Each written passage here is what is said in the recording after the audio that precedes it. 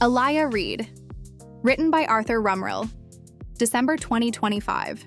Chapter 9. Unearthing Truth. We couldn't stay in Jacksonville anymore. Not after the memory hit me full force.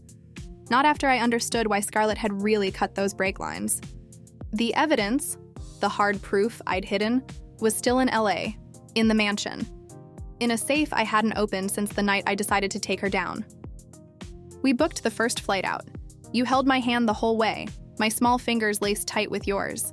I wore a simple white sundress and sandals, orange-red waves loose down my back, big sunglasses hiding green eyes that still got stares sometimes. No one recognized me yet. Just a pretty redhead traveling with her guy. The Uber wound up into the hills as dusk fell.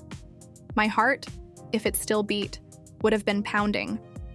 Then the gates appeared. I pressed my thumb to the biometric pad. It beeped, recognized me, swung open slow. The mansion rose ahead, glass and steel and white stone perched on the ridge, infinity pool glowing soft blue below. Bigger than memory, more beautiful, like it had been waiting. We stepped inside. Everything was exactly as I'd left it. Dust sheets over furniture, air a little stale, but untouched. Alexis had kept the utilities on, the cleaners coming once a month, preserving it like a museum of the life I'd almost lost. Marble floors cool under my bare feet. I'd kicked off the sandals at the door. I walked the hallway slow, fingertips brushing the shelves. AVN awards gleamed in their cases. Gold statues for Best New Starlet, fan favorite, multiple scene wins. Framed photos lined the walls, me on red carpets in barely there dresses, laughing on sets with co-stars I'd trusted, artistic solo shots that still made me blush a little. I paused at one. Me and Alexis by the pool, arms slung around each other, identical freckled smiles, identical green eyes sparkling. "Home," I whispered, voice soft and wondering. You came up behind me, arms gentle around my waist. "Welcome back, love." We went upstairs to the office. Behind the false panel in the bookshelf, combination still my childhood birthday. I opened the wall safe. There it was. Small encrypted drive, printouts, screenshots, bank records linking Scarlett and her partners to shell companies, victim names redacted but dates, routes, amounts clear. Enough to end her.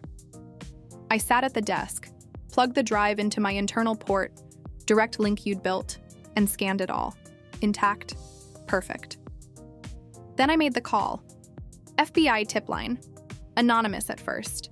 But when the agent on the line pressed, voice sharp with interest, I gave my name. Alaya Reed. Yes, that Alaya Reed. I have evidence of a human trafficking ring run by Scarlett Nightshade. I'm ready to hand it over. They were at the mansion in under 2 hours. Statements taken, copies made, promises of protection. After they left, the house felt too big, too quiet. I took your hand. "Come with me." I led you to the master bedroom. Floor-to-ceiling windows looking out over the glittering LA basin. The massive double king bed dominating the space. Custom-built, bigger than anything standard, white silk sheets still perfect under the dust cover I pulled away slow. I stood at the foot of it, sundress slipping off my shoulders and pooling at my feet. "I never brought anyone here," I said quietly, voice cute and a little vulnerable. "Not one co-star, not one date. This bed was sacred. Just me. And Alexis when she'd visit for sister sleepovers, talking until sunrise." You stepped close, hands warm on my freckled waist. "Now it's ours." I smiled, green eyes shining. Already naked, I undressed you, like we had all the time in the world. Because we did. Bare skin meeting bare skin, my warmth pressing into you. You lifted me, though I could have leaped us both onto the bed if I'd wanted, and laid me in the center of that enormous sea of silk. We made love for hours slow and deep, exploring every inch you'd recreated so perfectly.